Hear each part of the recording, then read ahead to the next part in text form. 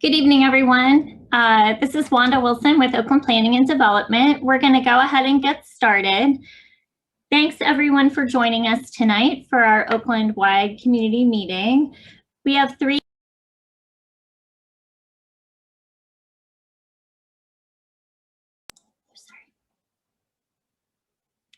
Sorry about that. So here's our agenda tonight. So we'll give a few updates, and then we have two presentations from the University of Pittsburgh and one from PWSA. Just some updates of programs that we have available that we want to make sure that people know about and tell your neighbors as well. So we still have availability in our Aging in Place homeowner repair program for senior homeowners who need support to make home repairs to be able to age in place safely and comfortably. So that's part of the Oakland Community Land Trust and is an opportunity, again, to get home repairs, get assistance for that. So please call our Community Land Trust Manager, Malcolm Carrington. His contact information is there on the screen. We also have another opportunity right now within just this month, between now and June 24th, the window of applications is open at the Urban Redevelopment Authority for their homeowner assistance program as well. So that's also for homeowners who need to make home repairs, and there's some funds available.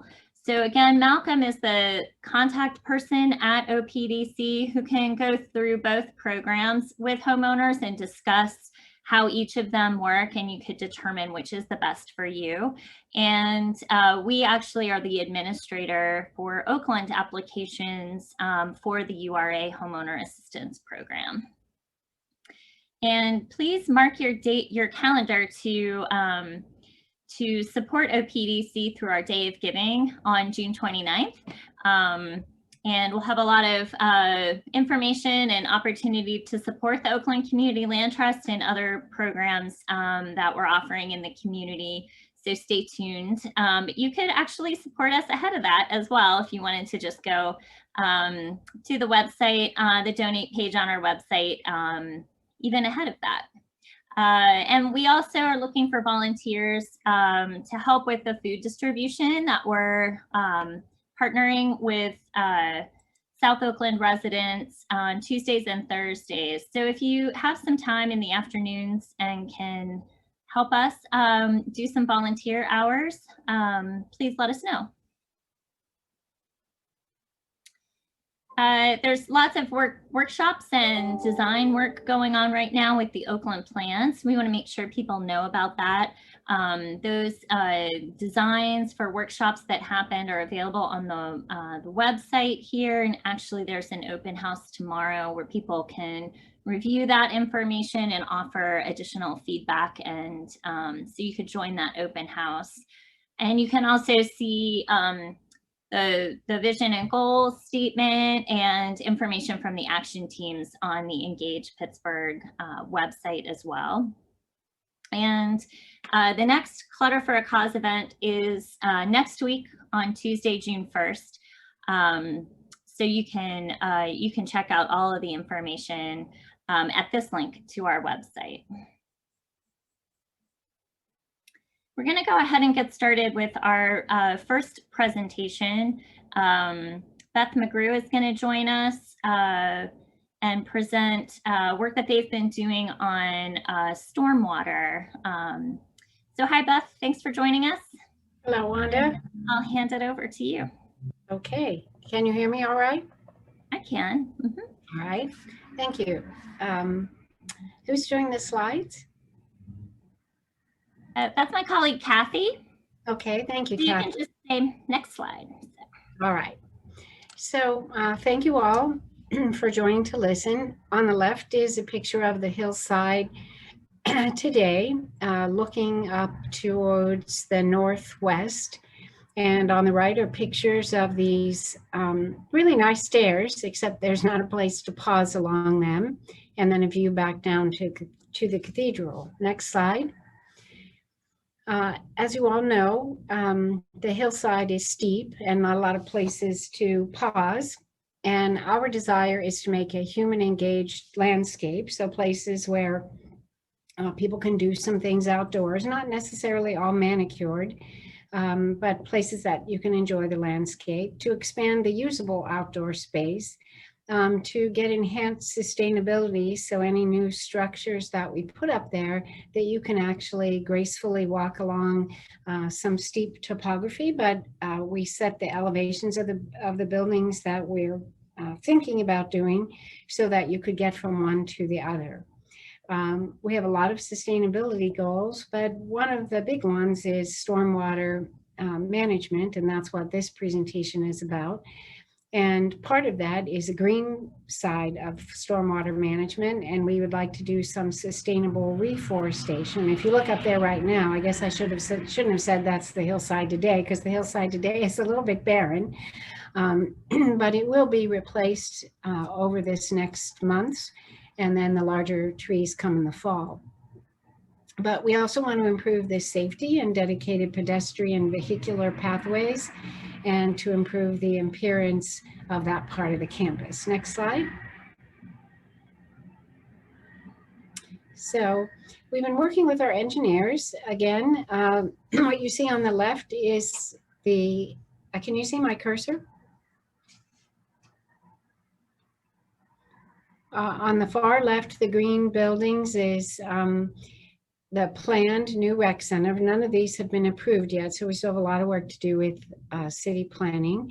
And this one would be a new housing development. I know during our master plan, we talked a lot about building more student housing to lessen the demand in the neighborhood a bit. And this is the planned recreation center. You can see now over there, the garage is being taken down, and the LODC will be taken down later in the summer.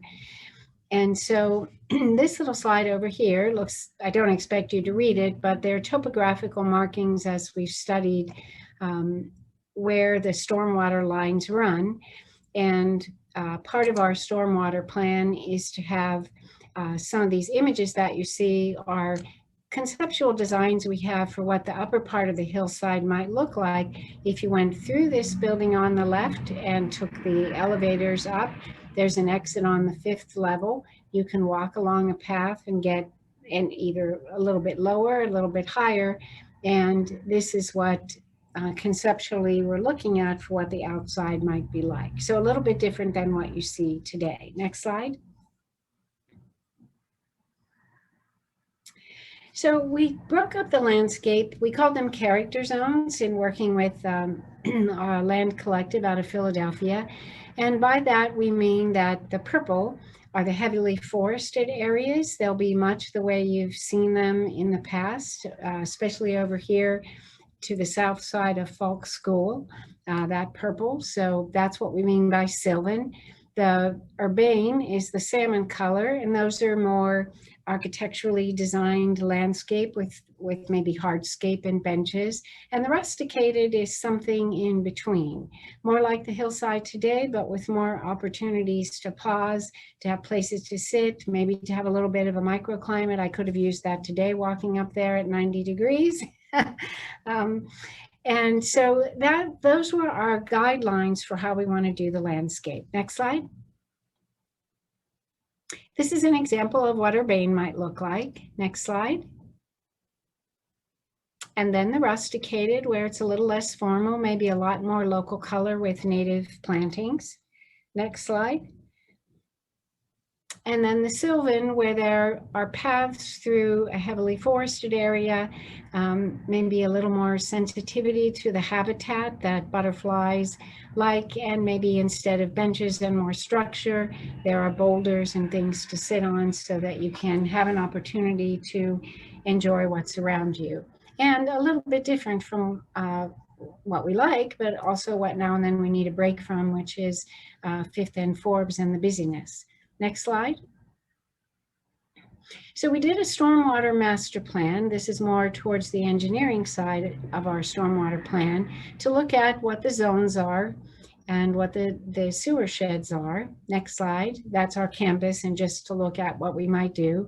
We looked at possibilities for each of the different building areas, which buildings might work for a green roof, which buildings might be able to have a cistern or a tank under them to capture the stormwater that lands on the roof. So just getting some idea of what we might capture and how large the area would be that we're capturing. Next slide. We feel like that could be a bit of a community asset and integrated into the existing neighborhood.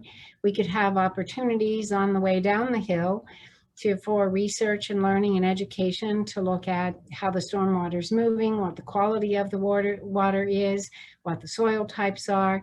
And we really wanted to look at the improved stormwater management at a campus-wide level. And that's Bigelow Boulevard there, a recently completed project where the planters and the landscape is specifically designed to capture some stormwater. Next slide. So the blue line there is the area that we're mapping right now to see how much water could we capture. Our goal is to be able to reuse that water in our chilled water plant. That's a lot of potable water that gets used one time in a chilled water plant, and we would like to capture our stormwater and use it more than once.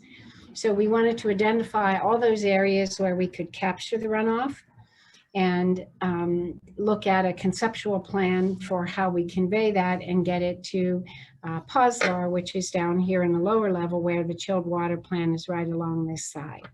Next slide. So we worked with our engineers, and why did we want to look at stormwater reuse? Well, we know that even using potable water, or the water that comes out of your faucet during a big rain event, also stresses the system. And I think PWSA has done a lot of those conversations around the neighborhoods where we've learned some of these things.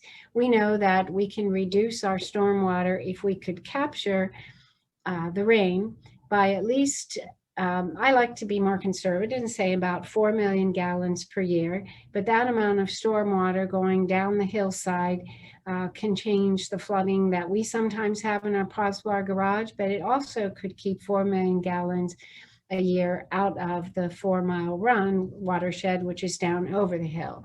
And I'm simplifying the calculations that the engineers did, but for example, we know that we have 0.7 of an inch of rain that happens at least 50 times per year. Next slide. And if you look at that 50 times a year, and you look at what meets the 1 inch storm code requirements that were mandated to meet. Next slide. We could capture, we looked at all the places where we could capture the water and divert that water. Next slide. We're calling it gray water because it's not stormwater that's been treated. And we know that then we have an opportunity to capture that in an underground tank where we haven't sited it yet. We don't yet know where it will go. It could hold 210,000 gallons. And that was calculated by the average amount of chilled water we use in a year and the average supply of that. So it would be held in that tank, reused in the Poslar chilled water plant, put back in the tank and held there if we were having big heavy rains, or slowly let out as the rain subsided. And so all of that water would be pumped there. You wouldn't see it at grade, so you wouldn't have smells or anything. And that's how we would keep 4 million gallons out of the 4 Mile Run. Next slide. So I just wanted to give you a section through the tank. It's a concrete tank. This is its area right here. And it would hold this water, and we could control when it comes in and when it's let out. Next slide. So that's the plan. I've oversimplified the engineer's work because I didn't want to bore you with the details, but happy to share more about it. But we think that it will help those at the university, but it also should have a positive impact for the neighborhood. And so in our conversations with community engagement, and Lena, we just wanted to share that with you. So Great. thank you very much, Wanda. Any Thanks. questions? Yeah, so if folks have questions, please put them in the chat, and then I'll watch the chat and be able to read those, questions that you have. I'll read them out so everybody can hear, and we'll do questions and answers that way. While other people are thinking of their questions, and could you talk a little bit more about some options where you think it might be, and what are the safety concerns that would be involved in a tank that's that large? And is there noise for, sort of the controlling of the water, and maybe a little bit more, maybe we could go back, Kathy, to the slide, either this one or that. Yeah, one of these two.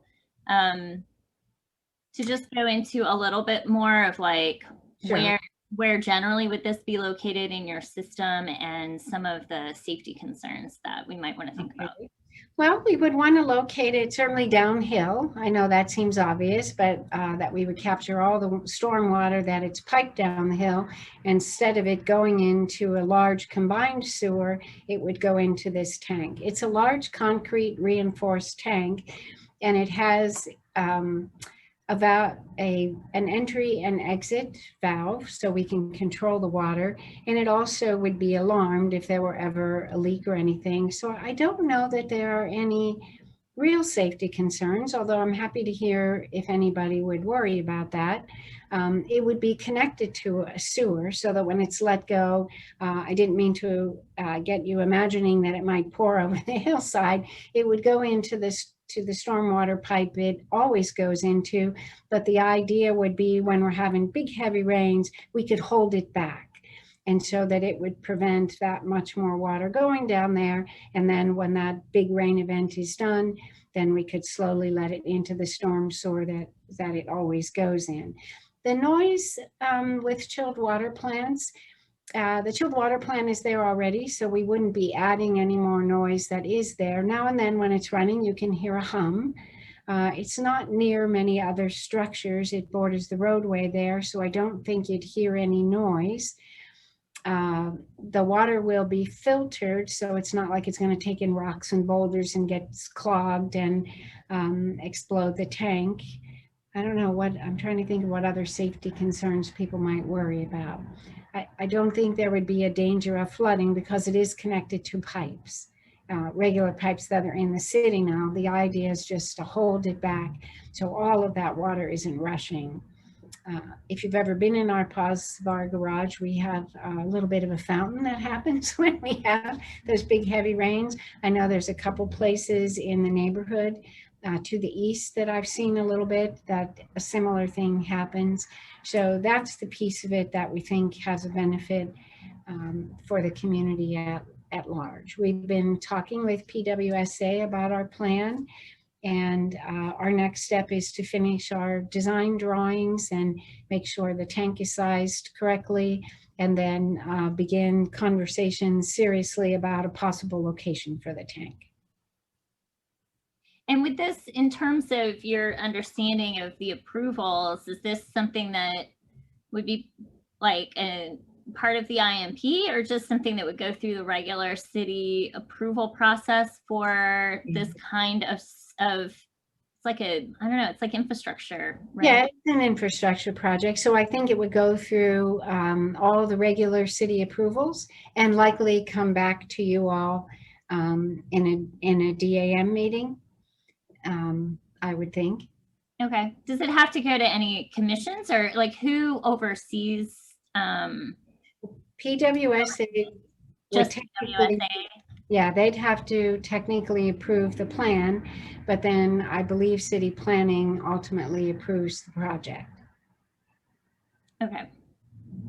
And you said this, but your timeline for like when, so like you're going to start doing more details. So you're approximately how far out from any further details? Halfway through our design drawings. We've met a few times with PWSA and had good comments and a fairly positive response in its contribution to mitigating the negative impact of stormwater. and now we really have to look at where this might go. It would be underground, so you wouldn't see it, but it would disturb the ground as we put it underground. So that's a big deal, and that's what we need to look for. And where it's sited also has to connect to existing storm sewers, the big ones, as those pipes do now. So we don't have an end goal yet. I think that would depend on how much time it would take us to get through the system. You know, the approval system, because it's a little bit different. I think it's a great idea, but good ideas are worth having a lot of input, so we don't make any mistakes. Right. Okay. Yeah, so we did have one question, you know, which you touched on a little bit in terms of the criteria you would be looking for in finding a location, but the question is, have any possible locations for the tank been considered? Well, we need to look at the lower level of the hill. We need to look at where there's a large storm sewer there now. And we need to look at a place where folks would not be upset that it's there underground, and a place where we could restore the ground so that you didn't need to really worry that it was there. So I don't really know where that is yet, but when we come back, we'll definitely have some locations in mind.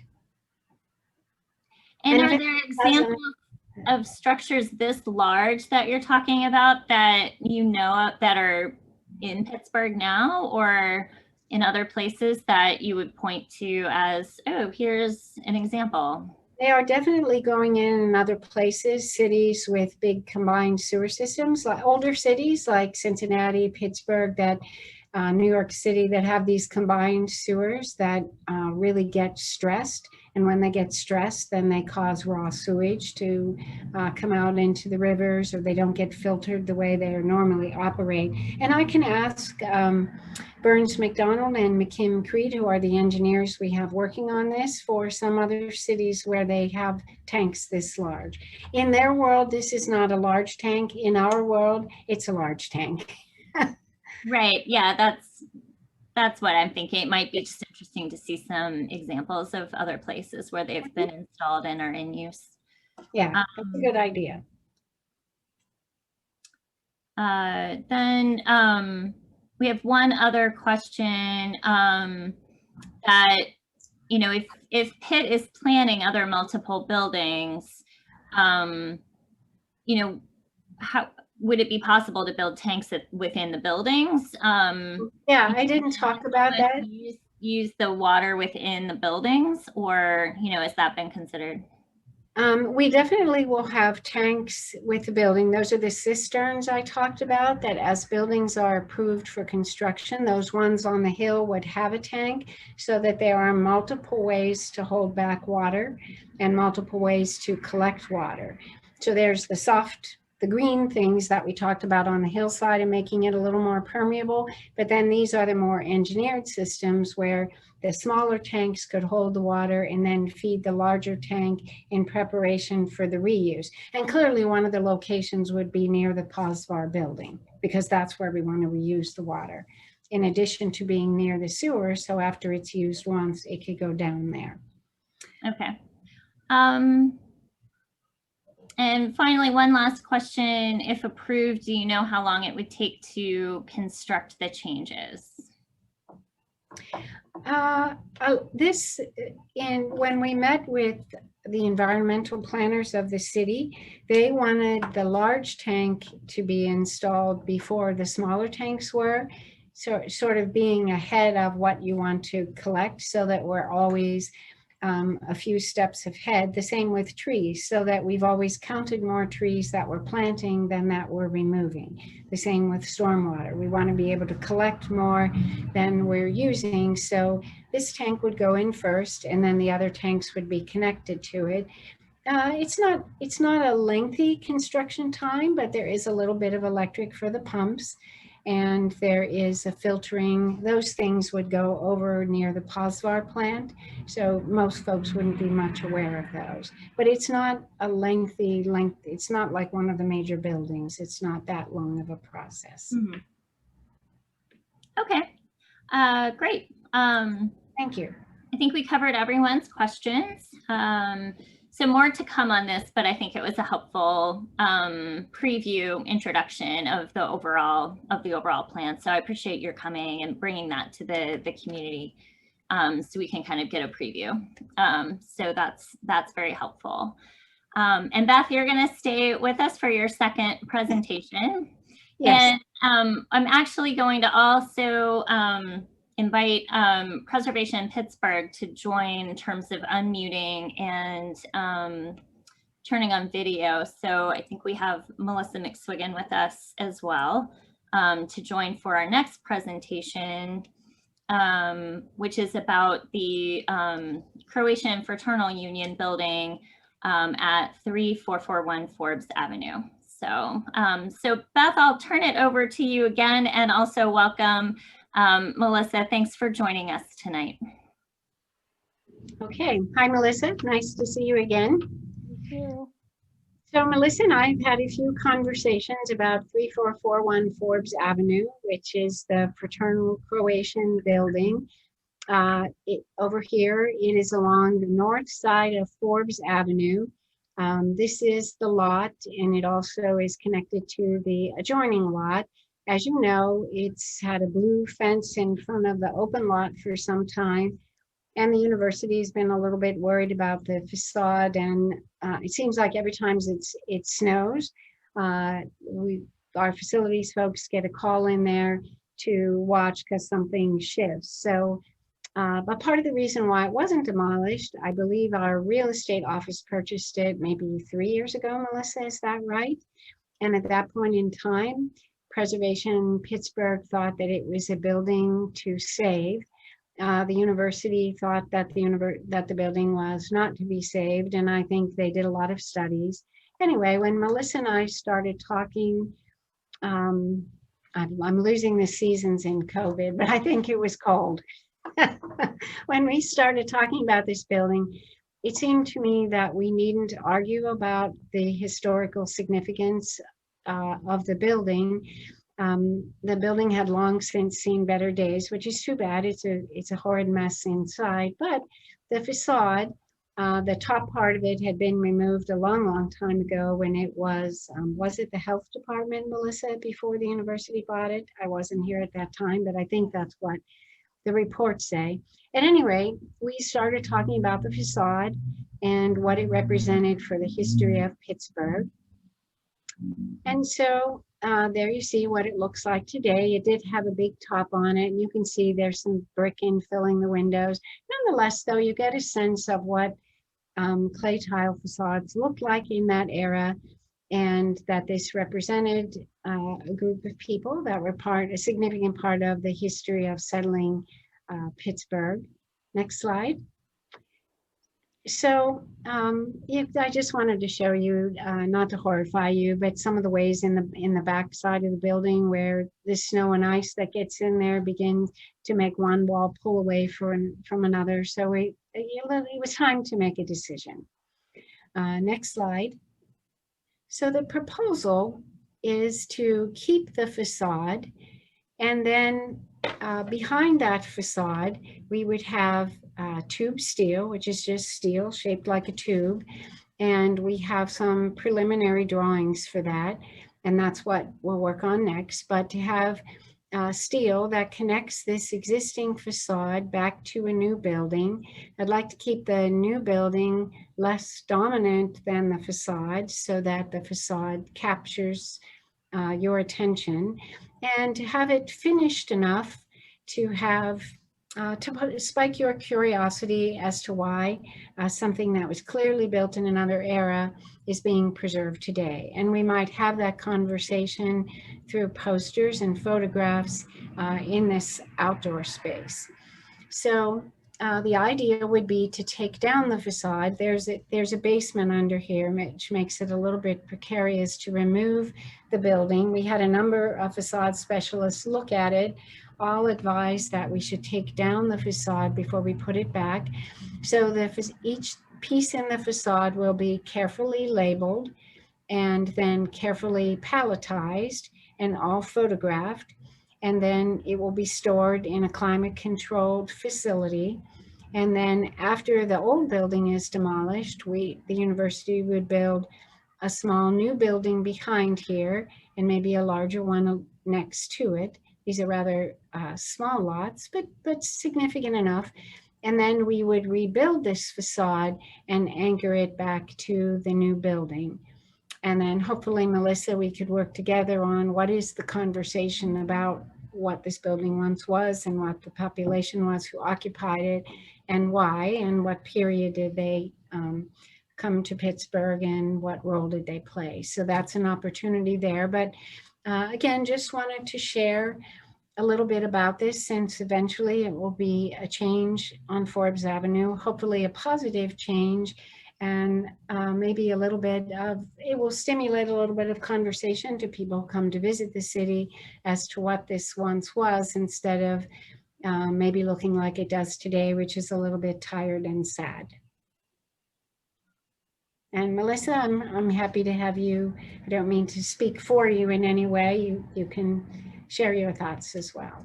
Yeah, I mean, you know, it's I think a 1928 building that was the Croatian Fraternal Union, which was really a vital organization for the Croatian immigrant history community. And the organization, it's a sort of an insurance agency. It provided all kinds of social and economic support and services. And the building still, and the organization still exists today. They, in the early 60s, they decided to vacate the building and move into the Monroeville area. But they actually have, so they are a vital business, but also even has a little bit of a museum on their site. And they did sell the building to the Allegheny County, and then it was the health department from the early 60s all the way through till about 2018, when then it changed over to Pitt's hands. You know, and I will, Preservation Pittsburgh partnered with another Croatian organization, which is called Preserve Croatian Heritage Foundation, to research, do a really detailed research on the history of the building and the Croatian community and immigration here, and put together a nomination for it to be considered a city landmark. You know, I think some people in the Croatian community, you know, had lost another building, the St. Nicholas Church that was on the north side a few years back. And so, you know, there was some, you know, people felt some real loss from having that building now gone. So I think there's, you know, significant interest in the building, and it did tell a great story of a vital organization that still is in existence today. So I think there's some nice ways when we get to that stage, you know, to get the story out there a little bit more than there has been up until now. And I think also for Oakland, you know, it's something that's been part of the community as, you know, part of the streetscape there of Forbes Avenue. So there's, I think, a lot of interest just in terms of, you know, potentially being able to still have that, what is a very unique, you know, facade of a building still remain as part of the streetscape, and still have that, you know, kind of that character. I'd like if we could talk a little bit about process, because with the Historic Review Commission and I guess just sort of, you know, where we are in terms of status of, there was actually a nomination of the building. And so could you talk about, like, what would the process be at this point in terms of that nomination that was before the HRC? Yeah, I guess I'll just jump in, and then Beth, you can too. Okay. It was in September 2018 that the building was researched and an application was put together with Preserve Croatian Heritage Foundation and Preservation Pittsburgh, and it was submitted to the city of Pittsburgh for consideration. And at that point, it did go before the HRC at a meeting in the fall of 2018. But out of that meeting, it was determined that, you know, both that everyone, all the different parties should try to work together to see if there might be some sort of compromise, you know, that meets Pitt's goals, as well as the, you know, the interest in saving, recognizing the building. So really, from kind of fall 2018 moving forward, there have been sort of the nomination was put on hold, and you know, and really Pitt has been going through discussions with us, and you know, and Beth, you could also talk, of course, about, you know, the various. I know that Pitt did consult with both engineers as well as architects regarding the building and the facade. So there has been a sort of a long process.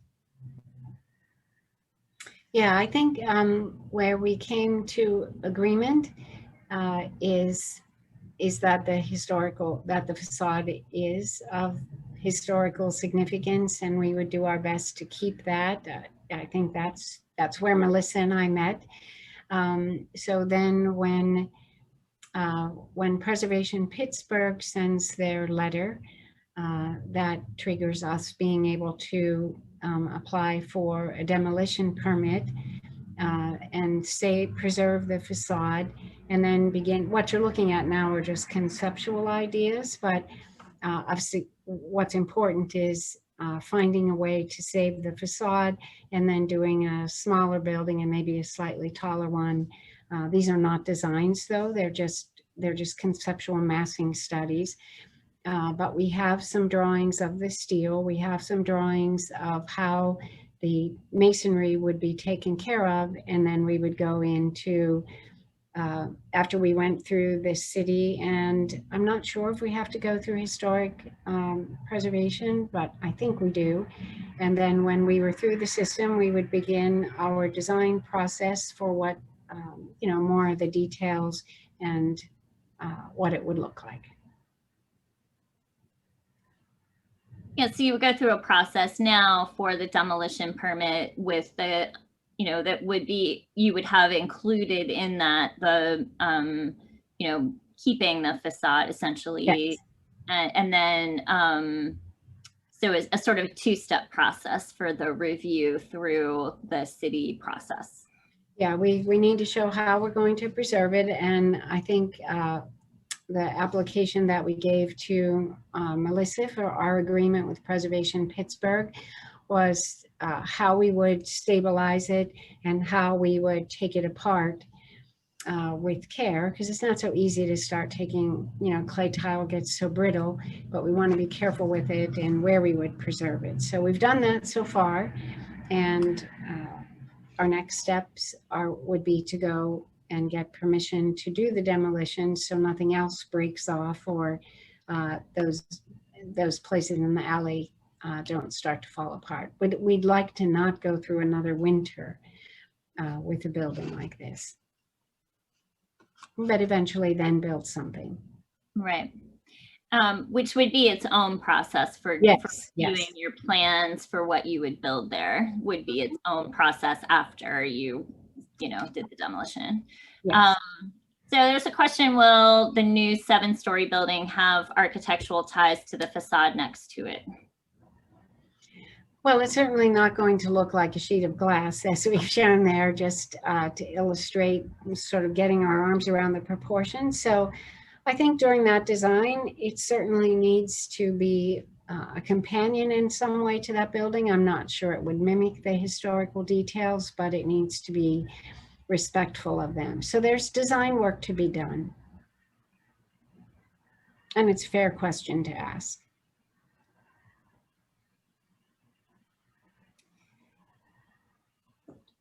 Great. I'm monitoring the chat again. If folks have questions, please put it in the chat and we'll ask our presenters. Otherwise, I think we can wrap up. I think you've presented, very thorough. You have both put in a lot of work and effort on this. So, and in terms of timeline, you would be moving forward with the demolition permit, would be something that we might see sooner rather than later. Yes. In terms of timing. Okay. Great. Thank you very much. Thank you. Just, I would make a note, if people are interested in reading the report, Melissa, I'm sure it's probably on your website as well, but we also have it on our website for the project page for this project. And it is a very interesting report to read, with lots of interesting history. So just a note if people want to kind of take a look at that. Thanks. So we'll move on to our final presentation from PWSA. And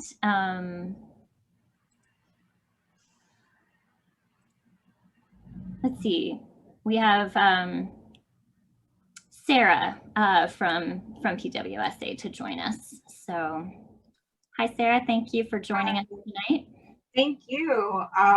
So first of all, I really like that presentation, Mary Beth. It looks like I want to go back to college and hang out where all that new stuff is going to be. Oakland looks like a fun place. So my name is Sarah. I am the coordinator for Pittsburgh Water and Sewer Authority's new CARES team. Our goal is to increase the enrollment in our customer assistance programs. And so we are talking to anybody who will listen to us. So that is why we are here.